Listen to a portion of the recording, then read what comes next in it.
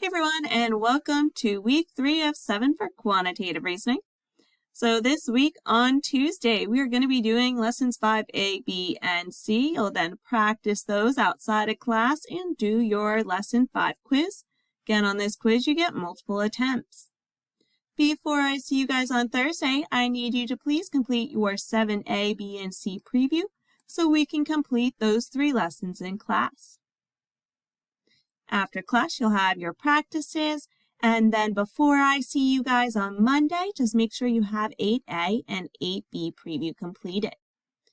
This is just a reminder, if you miss class, you can simply click on the lesson that we were completing. Click over to what do you need to do, and it'll have everything listed. So you'll do your preview assignment, you'll watch and fill out notes for 5A, which can be found over in your last tab of lesson resources. And then you'll complete your practice. If you guys have any questions throughout the week or the weekend, again, please don't hesitate to reach out. I do have in-person student hours. We can also do these via Zoom, or we can make an appointment. Can't wait to see you guys on Tuesday. Have a great weekend.